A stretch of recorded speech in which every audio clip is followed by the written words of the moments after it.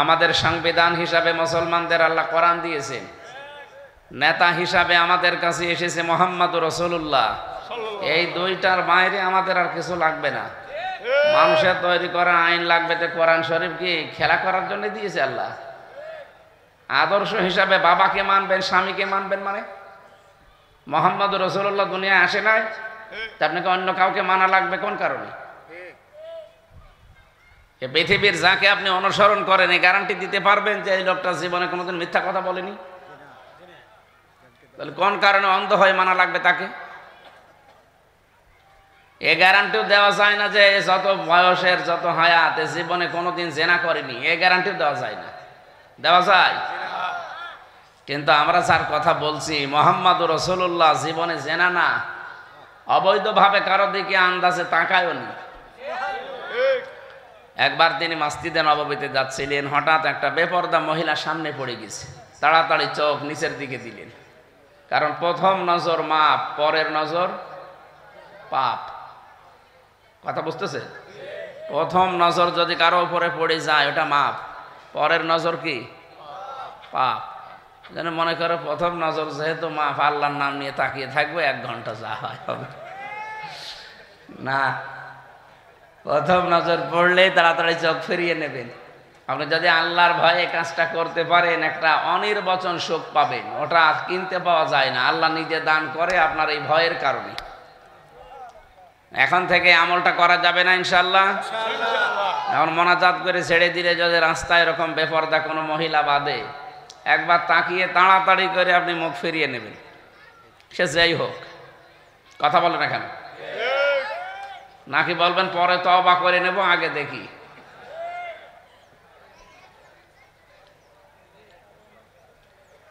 আমরা দেখতে পাচ্ছি এখনো অনেকে কথা বলছে, আর এই বাচ্চারা এই পেছনে গ্যাঞ্জাম করে কি? এদেরকে নিষেধ করেন। আপনারা যারা দাঁড়িয়ে আছেন, এত মূর্তি ভাঙার পরও আপনার লজ্জা করে না দাঁড়িয়ে থাকতে? আর কত মূর্তি ভাঙা লাগবে? এদেশে তো আর মূর্তি পাচ্ছি না, আপনাদের ভাঙা শুরু করা লাগবে নাকি? ভাই দাঁড়িয়ে আছেন কেন? জায়গা পাইলে বসে যান, ভালো লাগবে, আপনারও সওয়াব হবে, আমাদেরও ভালো লাগবে। বসেন। কথা বলা যাবে না, এমনি বসে পড়বে ইনশাল্লাহ। আমার ভাইরা, বিশ্বনবী মুহাম্মদুর রাসূলুল্লাহ তাড়াতাড়ি করে নিজের চোখটা নিজের দিকে নিম্নগামী করলেন। তিনি এমনিতেই মাটির দিকে তাকিয়ে চলতেন বেশি। তাড়াতাড়ি বাড়িতে চলে গেলেন। হযরতে সাউদা রাদিয়াল্লাহু তাআলা আনহা তাকে ডাক দিলেন। তার সাথে তিনি সংসার করার পরে হযরতে সাউদা জিজ্ঞাসা করেন, হে নবী, আপনি তো গিয়েছিলেন নামাজে, তাড়াতাড়ি করে চলে আসলেন কেন? বিশ্ব নবী বলে, দেখো আমি যাচ্ছিলাম, কিন্তু বেপরদা একটা মহিলা আমার সামনে পড়ে গেছে, ওদিকে তাকালে যেহেতু গুনাহ হবে, এই জন্য নিজের স্ত্রীর দিকে এসে তাকালাম। মনের ভেতরে যেহেতু আকাঙ্ক্ষা ছিল, এই জন্য সংসারও করেছি। আপনি বলেন তো, শয়তান যাকে ধোঁকা দিতে পারতো না তিনি আমাদের নবী, তার মানে শয়তানের ধোঁকা থেকে আল্লাহ তাকে রক্ষা করে রেখেছিলেন। কি কথা বোঝেন? কোরআনে কারীম জানিয়েছে, ওয়ায়ানসুরাকাল্লাহু নাসরান আজিজা। মহান রব্বুল ইজ্জত ওয়াল জালাল তাকে শক্ত সাহায্য করেছেন দুনিয়ায়। এত মজবুত, এত শক্ত সাহায্য তাকে করেছিলেন যে শয়তানের ধোঁকা থেকে নবীজি মুহাম্মদুর রাসূলুল্লাহ মুক্ত ছিলেন। শয়তান তাকে ধোঁকা দিতে পারে নাই। এই মানুষটা যদি বেপরদা মহিলা দেখলে তারপরও শয়তান তাকে অ্যাটাক করার চেষ্টা করে।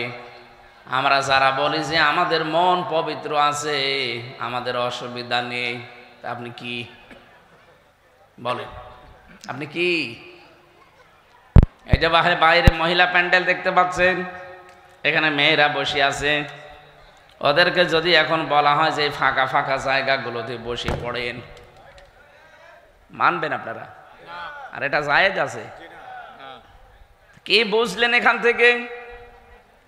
এতগুলো জায়গা ফাঁকা পড়ে আছে, মেয়েরাও আছে পর্দার সাথে, ওরা কেউ খোলামেলা নেই। আপনি যে দেখেন প্রত্যেকেই বোরকা পরা, এমনকি মুখও ঢেকে বসে আছে। এরকম পর্দাশীল মহিলা এখানে এসে মাঝখানে বসাবেন, আপনি রাজি না? তাহলে যে দরবারগুলোতে নারী পুরুষ এক জায়গায় জিকির করে এদেরটা জায়েজ হয় কি করে? আপনি মিলিয়ে দেন যে ওদেরটা জায়েজ হয় কি করে। এখানে ফাঁকা জায়গা পড়ে আছে, তাও আমি বলতে পারছি না যে মা বোনেরা এসে এখানে বসেন, আপনাদের জন্য আলাদা পর্দার ব্যবস্থা আছে, সেখানে যান। আপনার এইটা ভালো লাগে না, যেখানে বাবা শাহজালাল সব হালাল, ওইটা ভালো লাগে। এই জন্য আদর্শ নেতা মুহাম্মদুর রাসূলুল্লাহ ছিলেন। এই পৃথিবীতে আপনি যাকে অনুসরণ করেন আপনি নির্ভুল তাকে পাবেন না, এমনকি তার আগে পেছনের সব আল্লাহ মাফ করে দিয়েছে, গ্যারান্টিও দুনিয়ায় কারো পাবেন না। পাবেন? কোরআনে কারীম জানিয়েছে লিয়াগফির লাকাল্লাহু মা তাকদ্দামা মিন যামবিকা ওয়া মা তাআখার ওয়া ইউতিম্মা নি'মাতাহু আলাইকা ওয়া ইয়াহদিয়াকা সিরাতাম মুস্তাকিমা। হে নবী, আপনার আগে পরের যত অপরাধ আল্লাহ সব মাফ করে দিয়েছেন, শুধু এতটুকু আল্লাহ শেষ করে দেননি, আয়তিম্মা নি'মাতাহু আলাইকা, আল্লাহর যত নিয়ামত কিয়ামত পর্যন্ত আসতে পারে সব আল্লাহর নবীকে আল্লাহ দিয়ে দিয়েছেন। তার মানে তার কাছে যে ধর্ম ইসলাম, এর ভেতরে সব নিয়ামত আল্লাহ পরিপূর্ণ করে দিয়েছেন। ওয়া আকমালতু লাকুম দীনাকুম ওয়া আতমামতু আলাইকুম নি'মাতি,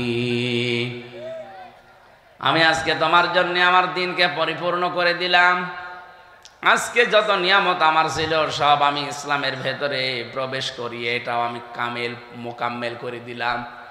ওয়ারাদিতু লাকুমুল ইসলাম দীনা, এই পৃথিবীর ময়দানে ইসলাম হিসাবে দিন হিসাবে মনোনীত করলাম ইসলামকে। জীবন ব্যবস্থা হিসাবে ইসলাম ছাড়া আপনি অন্য কোনোটা মানতে পারবেন না।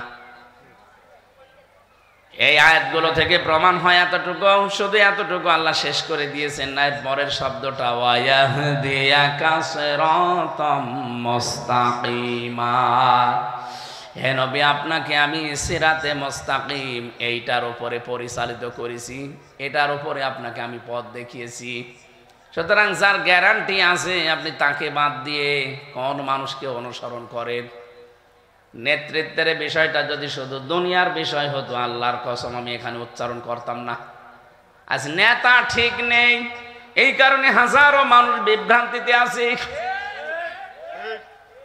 সাফ কথা শোনেন, যেই দলের নেতা জাহান্নামে যাবে ওই দলের যত কর্মী আছে সব তার সাথে জাহান্নামে যাওয়া লাগবে। এটা আমি বানালাম। হ্যাঁ, সূরা হুদ 12 নম্বর পারা 12 নম্বর পৃষ্ঠার প্রথম নম্বর লাইনের 98 নম্বর আয়াত। যত তাফসির আছে বাংলাদেশে বাংলা খুলে দেখেন, এইটাই লেখা আছে। আপনি রাগ না করে এই আয়াতগুলো বাড়িতে মিলান। আমি তো আয়াত পারা পৃষ্ঠা লাইন রুকুর সব নাম বলে দিচ্ছি। এরপরেও যদি কারো রাগ হয় তাহলে আয়াত কেটে কোরআন থেকে বাদ দিয়ে দেন। এটা তো পারবেন নাকি? ইয়াকদুমু কওমাহু ইয়াওমাল কিয়ামাতি ফাআওরাদাহুমুন নার ওয়া বিইসাল বিরদুল মাওরুদ। যদি আয়াতটা ফেরাউন সম্পর্কে নাযিল হওয়া, তাফসিরে সব মুফাসসিরে আয়াতের ব্যাপারে একমত যে যে দলের নেতা জাহান্নামে যাবে ওই দলের যত অনুসারী কর্মী সব তার সাথে জাহান্নামে যাবে। এবার নিজের সাথে মিলান তো আপনার অবস্থান কোন জায়গায়। আমি বারবার কেন এই শব্দটা বলছি, দুনিয়ার বিষয় হলে শুধু বলতাম না, এটা সম্পর্ক আখিরাতের সাথে।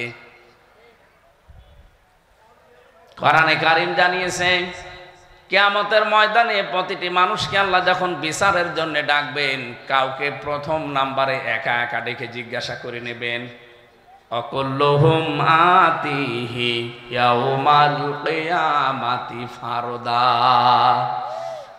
সূরা মরিয়ম 16 নম্বর পারার 10 নম্বর পৃষ্ঠার 15 নম্বর লাইনের 95 নম্বর আয়াতে আছে যে কিয়ামতে প্রতিটি মানুষকে কিন্তু আল্লাহ বিচার করার জন্য ডাকবে একজন একজন করে।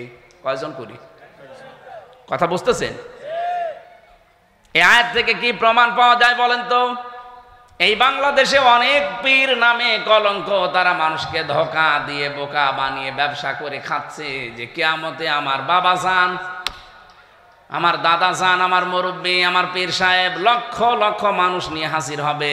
এটা মিথ্যা কথা। এই আয়াত অনুযায়ী এটা পুরা মিথ্যা কথা। তাহলে এই আয়াত আপনি কেটে বাদ দেওয়া লাগবে, নয়তো আপনার পীরের কথা মিলবে না। এমনকি অনেকে এই নিয়তে মরিদ হয় যে 2-3 জন পীরের কাছে মরিদ হয়েছি, কোনো চিন্তা নেই, একজন না পারলে আর একজন আছে। আরে ভণ্ড, কিসের একজন আছে আর একজন আছে? ওরাই তো নিজেদের হিসাব নিয়ে বাঁচবে না।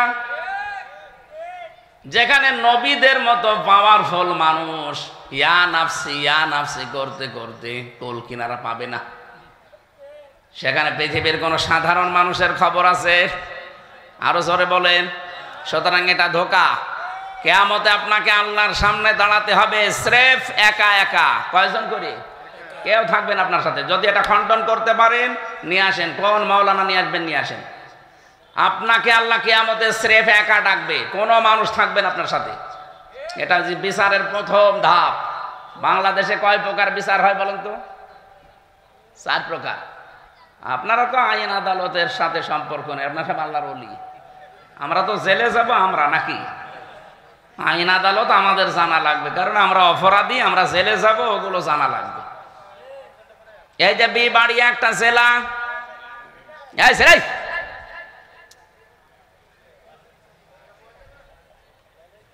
64টা জেলা আছে এরকম এই দেশে। এই বিবাড়িয়া জেলার ম্যাজিস্ট্রেট কোর্ট থেকে যদি আপনার বিরুদ্ধে রায় হয়, আপনি কি বলতে পারবেন আমি মানি না? পারবেন না। এতটুকু বলার ক্ষমতা আপনি রাখেন যে আমি ন্যায় বিচার পাইনি, আমি ওপরে যাব ন্যায় বিচারের জন্য। যান আপনি জজ কোর্টে যান, এইটাও আপনার এই জেলায় পাবেন। বিবাড়িয়া জেলায় যদি জজ কোর্ট থেকে আপনার বিরুদ্ধে রায় আসে, আপনি বলতে পারবেন না আমি মানি না। এতটুকু বলার ক্ষমতা আপনার আছে যে আমি ন্যায় বিচার পাইনি, আমি ওপরে যাব। এবার আর আপনার এই জেলা শহরে হবে না, যাওয়া লাগবে এবার ঢাকাতে হাইকোর্টে। হাইকোর্ট থেকে আপনার বিরুদ্ধে রায় যদি আসে, আপনি বলতে পারবেন না যে মানি না, তাহলে রাষ্ট্রদ্রোহী মামলা হবে। এতটুকু বলার ক্ষমতা আপনার আছে যে আমি ন্যায় বিচার পাইনি, আমি আরো উপরে যাব। যান সুপ্রিম কোর্টে যান। সুপ্রিম কোর্ট আবার 2 ভাগে বিভক্ত। এই কথা বলে কে গো? কি আশ্চর্য! মোবাইলে কথা বলছেন নাকি? হ্যাঁ, এত জরুরি আপনার? একটু পরে দেন, ঘন্টাখানেক পরে দেন।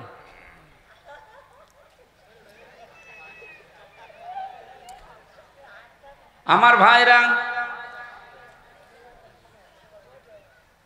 এদেশের প্রধান বিচারপতি যিনি আছেন, উনি যদি একবার আপনার বিরুদ্ধে রায় দেয়, বলেন তো আপনি শুধু না, এদেশের 18 কোটি মানুষ এটা মেনে নিতে বাধ্য। এ পর্যন্ত ঠিক আছে? 18 কোটি না, এদেশে যদি 100 কোটি মানুষ থাকে, এ দেশের যিনি প্রধান বিচারপতি, উনি একবার রায় দিয়ে দিলে আপনি মেনে নিতে বাধ্য হবেন। না মানলে আপনার জন্য হয় জেলখানা, না এই দেশ থেকে তাড়িয়ে দেবে। এ কথা বলেন না কেন? এ দেশের বিচার ব্যবস্থায় আমরা কয় প্রকার রায় পেলাম? আরো জোরে। আল্লাহ পাক বলেন কিয়ামতে আমিও রায় দেব 2টা। 1 নম্বরে প্রথমে তোকে ডাক দিয়ে একা আমার সামনে হাজির করাবো। তাহলে এই বিচারের প্রথম ধাপে কিন্তু আপনার সাথে কেউ, বলেন না কেন?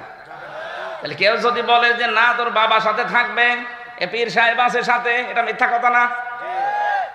এই কথা বিশ্বাস করে আপনি নিজের কাজ নিজে বাদ দিয়ে বাবার উপরে ছেড়ে দিয়ে ভুল করছেন। এই জন্য ভুল যেন আপনি আর না করেন। বিশ্বনবী মুহাম্মদ রাসূলুল্লাহ সাল্লাল্লাহু আলাইহি ওয়াসাল্লামের মতো এত বড় মানুষ, আল্লাহর পরে যার স্থান, তিনিও নিজের মেয়েকে, নিজের নাতিকে, নিজের ফুফুকে মাঝে মাঝে ডাক দিয়ে বলতেন আমার উপরে ভরসা করে কোনো লাভ নেই। উলমা কুনতু বিদআম মিনার রাসূলি ওয়া মা আদরি মা ইউফআলু বি ওয়ালা বিকুম। এই আয়াত নাযিল হওয়ার পরে নবীজি নিজের ফুফুকে ডাকলেন সাফিয়া, হে আমার ফুফু সফিয়া, হে আমার নাতি হাসান হুসাইন, হে আমার মেয়ে ফাতেমা, এইমাত্র কোরআন আয়াত নাযিল হয়েছে যে কিয়ামতে কিন্তু এই পরিচয় কাসমের যে আমার নাতি, আমার নানা নবী ছিল, আমার বাবা নবী ছিল, আমার ভাতিজা নবী ছিল। এই ওসিলায় আমি পার পেয়ে যাব না, আমার উপরে কোনো ভরসায় লাভ নেই, নিজের কাজ করো নিজে। বলেন তো, নিজের মেয়েকে, নিজের ফুফুকে, নিজের নাতিকে যদি একটা কথা বলতে পারে যে আমরা কোথায়, ৬,০০০ কিলোমিটার দূরে আছি আমরা, তার মদিনা থেকে আমরা আসি এখানে ৬,০০০ কিলোমিটার দূরে, তার নিজের আত্মীয় স্বজনকে যদি এ কথা সতর্ক করে, আমাদের জন্য কি আলাদা? আর ভাই, আমি আমার ইমান থেকে কথা বলছি, নিজের সাথে মিলান। এক্ষুনি যদি চোখ বন্ধ হয়ে যায়, বলেন তো, এখন আপনাকে বাড়ি নিয়ে যাবে, মারা গেলেন, বাড়ি নিয়ে গিয়ে যদি বলে আপনার বউ চৌকির উপরে, খাটের উপরে থাকে, আপনার খাটের নিচে আপনাকে মাটি দেওয়া হবে, কোন বউ আছে রাজি হবে বলেন? অথচ এই ঘরটার জন্য আপনি দুনিয়া শেষ করে দিয়েছেন। ঘরের ভেতরে শুধু যদি বলা হয় 10 দিন আমরা এখানে রেখে দেব, ওই একদিনও রাখতে দেবেন, আপনার যত ভালোবাসার বউ হোক। আল্লাহ বারবার কোরআনে আয়াতটা দিয়েছেন, আমাল হায়াতুদ দুনিয়া ইল্লা মাতাউল গুরুর। হ্যাঁ, পৃথিবীর মানুষ, দুনিয়ার জীবন কিন্তু ধোঁকা। এটা কি? পুরাটাই ধোঁকা। আপনার ছেলে মেয়ে, হ্যাঁ ওইটাও ধোঁকা। আপনার স্ত্রী, এমনকি আপনার মা বাবা, ওইটাও ধোঁকা। পৃথিবীর সব কিছুকে আল্লাহ ধোঁকার সাথে তুলনা দিয়েছেন। এই কারণে আমি আমার নিজের জীবনে দেখেছি, আমার 3 পুরুষের পরে আমার আর মনে নেই, আমি চিনিও না। আমার বাবার নাম রিয়াজউদ্দিন, আমার দাদার নাম জাহান আলী, তার বাবার নাম হচ্ছে নমাজ আলী, এরপরে আমার আর জানা নেই, আর আমি চিনিও না। অথচ নমাজ আলীর বাবা সর্বোচ্চ 61 বছর আগে মারা গেছে। ওই লোকটা যদি এখন কবর থেকে উঠে এসে বলে কুষ্টিয়াতে এই 2 তালা বাড়ি আমার, এই ভিটা আমার, বলেন তো দাঁত মুখ সব খুলে ফেলবো না? ভান্ডামি করার জায়গা পান না। কিসের নমাজ আলীর বাপ আপনি? আমি তো নমাজ আলীকে চিনি না। কথা বলছেন না কেন? মাত্র 61 বছর আগে লোকটা মরে গেছে। এর ভেতরে যদি আমি তারে না চিনি, আর আমি চিনিও না, কারণ আমি তারা দেখিনি। নমাজ আলীকেও আমি দেখিনি, আমার দাদাকে পর্যন্ত আমি দেখেছি, এরপরে ওনার বাবারে আমি আর দেখিনি। এখন ওই লোকটা চেহারা কেমন ছিল আমি তাও জানি না। নাম তো শুধু জানি যে নমাজ আলী, উনি আমাদের সর্দার বংশের লোক, এলাকায় তিনি মাতুব্বর ছিলেন। ওই লোকটা এখন যদি এসে বলে হামজা এই যে 2 তালা বাড়ি এটা আমি বানিয়েছিলাম, এ বিশাল ভিটা, এই 100 বিঘার বিশাল ভিটা এটা আমার, বলেন তো আমি, আমার বউ, আমার এমনকি আমার ছেলে মেয়ে যারা আছে, এরা কেউ ওই বুড়াকে থাকতে দেবে? বলবে আপনার যদি জায়গা না হয় তো মসজিদে গিয়ে থাকেন, কাজান, সকালবেলা এখান থেকে কেটে পড়বেন। আবার হয়তো ষড়যন্ত্র করে আবার লোকজন নিয়ে আসতে পারে, এই জন্য বলা হবে যে তাড়াতাড়ি এলাকা ছাড়েন, কালকে যেন আপনার চেহারা এলাকায় না দেখি। এইটাই দুনিয়া। এখানে আমরা যারা বসে আছি, 100 বছর পরে যদি এখানে কেউ আমরা ফিরে আসি, বলেন তো এই জায়গায় 100 বছর পরে যারা আসবো, একজন লোক এখানে পাবেন? যারা আসবে সব নতুন মানুষ, ওরা তো আর আপনাকে চিনি না। মাত্র 100 বছর পরে এসে দেখবেন দুনিয়া পুরা পাল্টিয়ে গেছে। আপনার নিজে এখানে যারা বাস করবে তারা আপনার নিজেরই নাতির নাতির নাতি হবে, কিন্তু তারা চিনবে না। নবীজি নিজের মেয়েকে, নিজের ফুফুকে, নিজের নাতিকে যদি বলতে পারে আমার পরিচয়ে কোনো কাজ হবে না। আমি এটা বারবার বলছি এই কারণে, কারণ এই ব্রাহ্মণবাড়িয়া, কুমিল্লা, এই 2 জেলায় বাংলাদেশে ঝামেলা বেশি। এরা আন্দাজে নাম নিয়েছে আমরা সুন্নি। কিসের সুন্নি আপনি? সুন্নি যদি কেউ দাবি করে, এই সুন্নত মানা লাগবে যে নিজের কাজ নিজে করবেন, কারো উপরে ফেলে রাখবেন না। আন্দাজে এক মহাব্বত দেখিয়ে নাম নিয়েছেন সুন্নি। না, সুন্নত তো অনুসরণ করেছে হযরতে তালহা রাদিয়াল্লাহু তাআলা আনহু। নবীজির শরীরটাকে বাঁচাতে নিজের পিঠে 80টা তীর খেয়েছে, এরপরও নবীর শরীরে লাগতে দেয়নি। আর বিশ্ব নবীর আদর্শ গড়াগড়ি যাচ্ছে। এ নবীর একটা আদর্শ বাংলাদেশে কায়েম নেই। আপনি কি করেছেন? একটা তীর তো আপনার বুকে লাগে না। সুতরাং ধোঁকা দিয়েছে, বোকা বানাচ্ছেন আপনি, এটা নিজেও জানেন এবং মানুষ অনেকে জানে, কিন্তু আমরা কিছু বলতে পারছি না। রব্বুল আলামিন বলেন, ওয়া ইন্না মিনহুম লাফারিকান ইয়ালবুনা আলসিনাতাহুম বিল কিতাবি লিতাহসাবুহু মিনাল কিতাব ওয়া ইয়াকুলুনা হুয়া মিন ইনদিল্লাহি ওয়া মা হুয়া মিন ইনদিল্লাহ ওয়া ইয়াকুলুনা আলাল্লাহিল কাযিবা ওয়া হুম ইয়ালামুন। বলেন আল্লাহু আকবার। সূরা আলে ইমরান ৭৮ নম্বর আয়াতে আছে, আল্লাহ তাআলা বলেন, মানুষের ভেতরে অনেক আলোচক, বক্তা, ইমাম, খতিব এরকম বক্তব্য দিয়ে থাকে। দেখবেন রং ঢং দিয়ে, জহবা উলট পালট করে, সুর সার দিয়ে এমন কায়দায় কথা বলবে মনে হবে যে কোরআনের কথাই বলছে। তারা নিজেরা বলবে এগুলো আল্লাহ নাযিল করেছে, এগুলো কিতাবে আছে। আল্লাহ বলেন, না, এরকম কোনো কথা আমার কিতাবে আমি দেইনি। তারা যা বলে আমার সম্পর্কে ওগুলো মিথ্যা বলে এবং তারা নিজেরা জানেও। এটা সবচাইতে বেশি হয় এই ব্রাহ্মণবাড়িয়া জেলায়। মনে করছেন হুজুর কোনো খবর রাখে না? দেখবেন রং ঢং দিয়ে, জহব্বা উলট পালট করে, সুর সার দিয়ে এমন কায়দায় কথা বলে মনে হচ্ছে যে মনে হয় জিবরাইল এই মাত্র নাজিল করলো। অথচ এরকম কোনো কথা কোরআন হাদিসে নেই। কে বলেছে আপনাকে জিকির করার জন্য শাহ আলী বাবা, কেল্লা বাবা, ফতে বাবা বলতে হবে? কোন জায়গায় আছে বলেন তো? যেখানে আল্লাহর নামের সাথে অন্য কোন নাম জিকির করা জায়েজ নেই। সূরা ফুরকান ৬৮ নম্বর আয়াতের প্রথম অংশে আছে, ১৯ নম্বর পারা ৪ নম্বর পৃষ্ঠার ১৩ নম্বর লাইনে পাবেন। আল্লাহ পাক বলেন, আল্লাযীনা লা ইয়াদউনা মা'আল্লাহি ইলাহান আখার। রহমানের বান্দা তো তারা যারা আল্লাহর সাথে অন্য কাউকে ডাকে না। সে যেই হোক, যারা এই ডাক দেয়, ইয়া আলী বাবা, শাহ আলী বাবা, কেল্লা বাবা, ফতে বাবা, খাজা বাবা, তাদের শাস্তি আল্লাহ ডবল দেবে। সে বুঝে করুক আর না বুঝে করুক। অনেকে প্রশ্ন আসতে পারে, হুজুর আমি জানতাম না তাই করেছি। আপনি জানতেন না কেন? আপনি যে জানেন না এটা আপনার অপরাধ। কে যেন এই দেশে ছড়িয়েছে যে জানার নাম ইসলাম না, মানার নাম ইসলাম। এটা একটা শয়তান। আরে ভাই, আপনি যদি না জানেন তো মানবেন কি? এই জন্য ইসলামের কোন বিধান যদি আপনি জানেন কিন্তু মানেন না, আপনার গুনাহ হবে। একটা এলাকা পুড়িয়ে পোড়া সাফ, কিচ্ছু নেই, অথচ কাজ করছে কত হাজার মেশিন, ৭০,০০০। চেষ্টা সব ব্যর্থ। যত রকমের উন্নত প্রযুক্তি ছিল সব ওরা ব্যবহার করেছে, কিচ্ছু হচ্ছে না। শেষ পর্যায়ে এখন যারা আলেম আছে, ইমাম আছে, তাদেরকে বলছে আপনারা আযান দেন। এখন আযান দেন। আমরা যে কিছু করবো আমাদের পেছনে খরচ করতেও নিষেধ করতে, আর এখন বিপদ এসেছে বলছে আযান দেন। এই জন্য আসল সম্পদ কিন্তু আমার আল্লাহর জন্যে। আলিল্লাহি খাযাইনুস সামাওয়াতি ওয়াল আরদ। খাজানা সম্পদ সব আসমান জমিনে যা আছে আমার আল্লাহর জন্যে।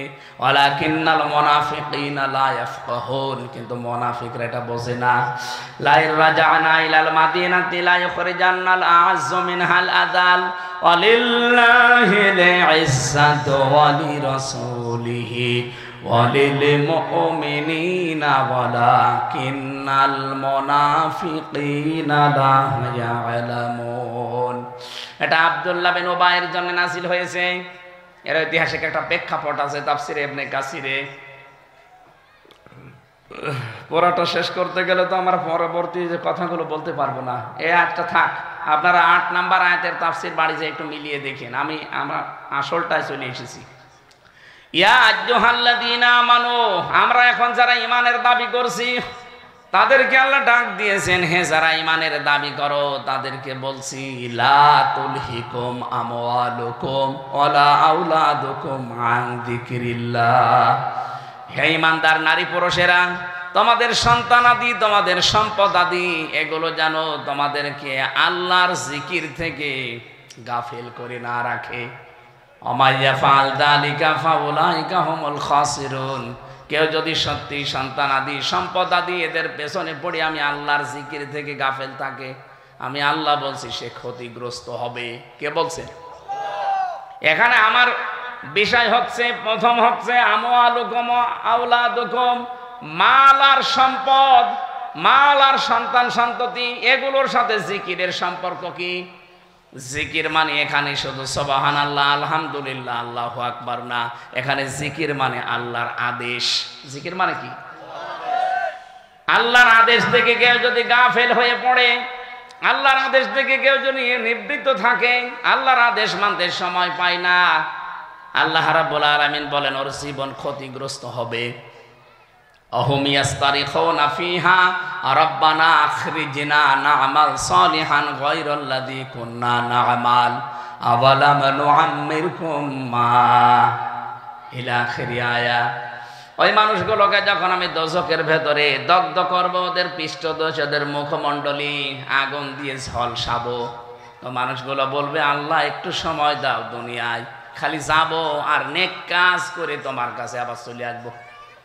আল্লাহ পাক বলেন আওয়ালাম নুআম্মিরকুম, আমি কি তোমাদেরকে হায়াত দেইনি? তোমাদেরকে কি সময় আমি দেইনি?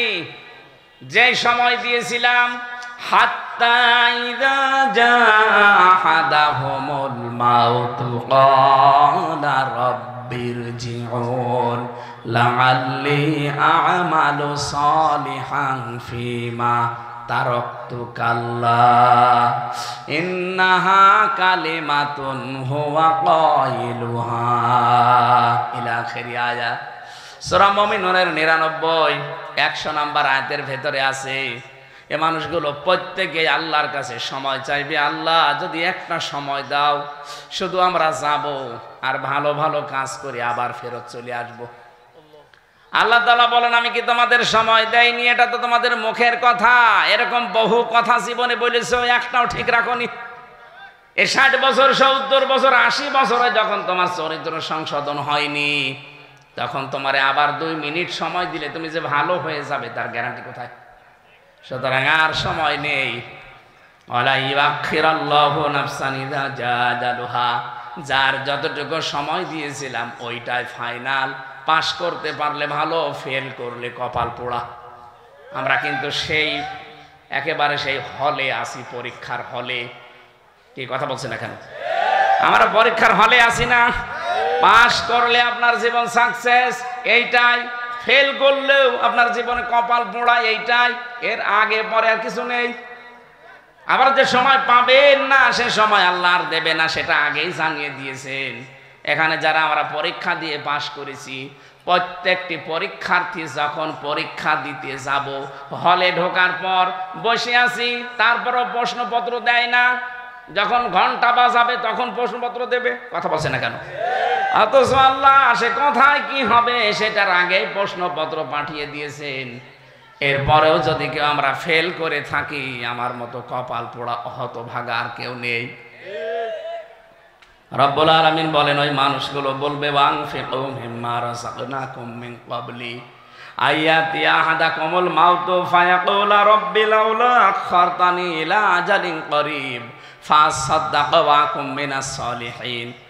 একটু সময় আমি চাই, এই একটু সময় চাইবে যে একটু সময় দাও, আমি শুধু যাব আর যত সম্পদের মালিক ছিলাম সব আমি দিয়ে আসবো তোমার ইসলামের জন্য, মানবতার জন্য।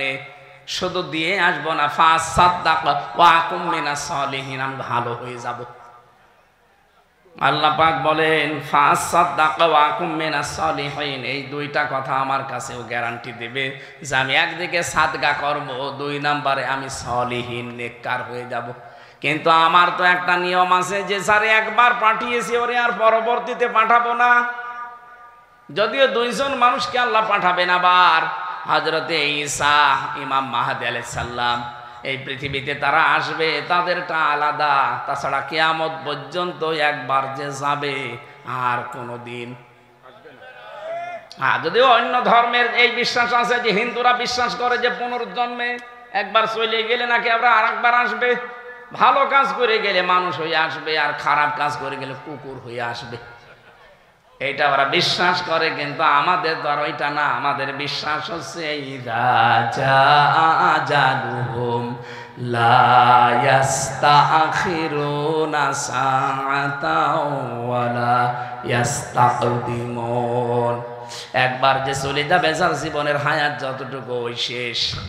আপনি যতটুকু ওই হায়াত পেয়েছেন, ওই হায়াতের জবাব দেওয়া লাগবে আপনাকে। হায়াত কতটুকু? স্বপ্নদের যেদিন শুরু হবে, স্বপ্ন তো শুরু হওয়ার পর থেকে যেই কয়দিন দুনিয়ায় বেঁচে আছেন, ওই কয়দিনের হিসাব দেওয়া লাগবে। কথা বুঝতেছেন? তার মানে বালেগ হওয়ার লক্ষণ এইটা। যেই দিন আপনার স্বপ্নদোষ শুরু হয়েছে, মনে করেন 12 বছরে বা 15 বছরে, এই 15 থেকে যেই কয় বছর দুনিয়ায় বেঁচে থাকবেন, ওই কয় বছরের পাই টু পাই হিসাব দেওয়া লাগবে। মা বোন যারা এসেছেন, খাদিজাতুল কুবরাকে অনুসরণ করবেন তার জীবনী পড়ে। আমি জেলখানায় বসে বসে মেয়েদের জন্য, বিশেষ করে পারিবারিক জীবন নিয়ে বই লিখেছিলাম। পুরা পরিবার দেখেছি জেলখানায় 3 বছর। বহু মানুষকে দেখেছি ওই জায়গায়, খালি স্ত্রীর কারণে জেল খাটতেছি। হয় যৌতুকের মামলা, অথবা সংশোধনের জন্য একটা থাপ্পড় দিয়েছিল, ছাতা মরে গেছে। এরকম বহু মামলায় মানুষ, 100 জনের প্রায় কমপক্ষে 60 জন তো এরকম মামলার আসামি। পারিবারিক জীবন, এই জন্য বসে বসে লিখেছিলাম একটা বাস্তবতা দেখে দেখে। ওই গাড়িতে মেয়েদের জন্য তো বলতে পারলাম না, ওদের জন্য বইটা নিয়ে পড়াবেন, দাম্পত্য জীবনের কলহ এবং তার সমাধান কি করে করা লাগে। সম্মানিত মা বোনের, আপনার ছেলেকে স্বামীকে পাঠিয়ে এই গাড়ি থেকে বইটা নিয়ে আপনার স্বামীকে পড়াবেন। ছেলেদের একটা আছে, মেয়েদের একটা আছে। আর 3 মিনিট আছে নামাজের। আমরা আজকের মতো শেষ করলাম। আল্লাহুম্মা আমিন। লা ইলাহা ইল্লা আনতা সুবহানাক ইন্নী কুনতু মিনাজ জালিমিন।